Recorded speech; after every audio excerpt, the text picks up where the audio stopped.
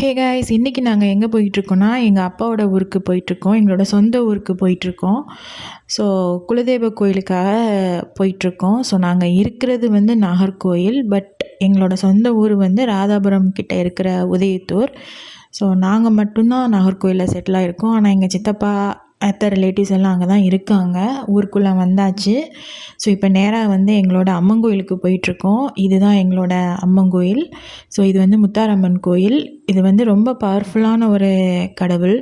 So இங்கே வந்து சித்திரை மாதம் வந்து திருவிழா நடக்கும். ரொம்பவே சூப்பராக இருக்கும் திருவிழா. ஸோ உள்ளே எடுக்க முடியாது வீடியோஸ்.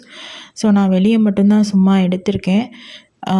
அப்புறம் இந்த மரத்தில் வந்து சின்ன வயசுலேருந்தே நான் வந்து இந்த இலைய வந்து பறித்து சாப்பிட்ருக்கேன். இது என்ன மரம்னு எனக்கு தெரியலை. பட் இந்த இலை வந்து ரொம்ப நல்லாயிருக்கும். எப்போல்லாம் அங்கே போகிறோமோ இந்த மரத்தில் உள்ள இலைய வந்து நாங்கள் பறித்து சாப்பிடுவோம். ஸோ அப்படியே நல்லா உள்ளேருந்து கொஞ்சம் நேரம் டைம் ஸ்பெண்ட் பண்ணிவிட்டு சாமியெல்லாம் கும்பிட்டுட்டு எங்கள் சித்தப்பா வீட்டுக்கு போயாச்சு. எல்லாருமே வந்து எங்கள் குலதெய்வ கோயிலுக்கு போயிட்டாங்க. நாங்கள் நாகர்கோயிலேருந்து வந்தனால கொஞ்சம் லேட் ஆயிடுச்சு. இதுதான் குலதெய்வ கோயிலுக்கு போகிற வழி. ஸோ எல்லாம் பக்கத்தில் தான் இருக்குது. கிராமனால எல்லாமே வாக்கபிள் டிஸ்டன்ஸ் தான். நாங்கள் அப்படியே குலதெய்வ கோயிலுக்கு வந்து உள்ளே என்ட்ரி ஆயாச்சு. எங்களோட குலதெய்வம் வந்து உதயத்தூர் சீவலப்பிரி சுடலமட சுவாமி. ஸோ எல்லாமே ஸ்டார்ட் பண்ணிட்டாங்க. பொங்கல்லாம் வந்து விட்டாச்சு. ஸோ அப்படியே உள்ளே போயிட்டு சாமியெல்லாம் நல்லா கும்பிட்டுட்டு தம்பிங்க கூட அப்புறம் எல்லாரு கூடயும் நல்லா பேசிட்டு சாப்பிட்டு போயாச்சு.